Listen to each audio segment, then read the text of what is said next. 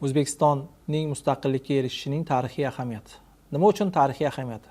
O'zbekiston mustaqillikka erishish mamlakat tarixidagi eng muhim va ma'naviy jihatdan katta ahamiyatga ega voqea hisoblanadi. 1991-yil 31-avgustda e'lon qilingan mustaqillik o'z oldiga mustaqil davlat sifatida o'z yo'lini belgilash va o'zining milliy qadriyatlari, madaniyati hamda tarixini tiklash imkonini berdi. Albatta, mustaqillik orqali O'zbekiston o'z mustaqil siyosiy, iqtisodiy va ijtimoiy tizimini shakllantirdi. Xalqaro maydonda o'z o'rnini topdi. O'zbekiston mustaqillik tarixiga e'tibor qaratsak, mamlakat aholisining o'z milliy o'zligini anglashda muhim ahamiyatga ega bo'ldi.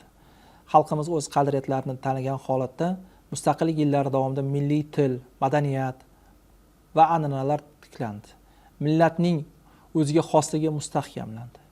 Bu esa jamiyatda milliy g'urur, vatandoshlik hissini oshirishga xizmat qildi. Mustaqillik O'zbekistonga iqtisodiy salohiyatni rivojlantirish, tashqi siyosatda erkin qarorlar qabul qilish, yangi davlat qurishni amalga oshirish imkonini ham berdi.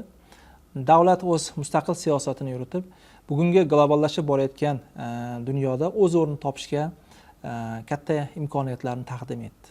Tarixiy jihatdan qaralganda mustaqillik O'zbekiston uchun o'tmishdagi mustamlakachilik davrini tugatib, xalqning o'z taqdiriga egalik qilishining timsoliga aylandi.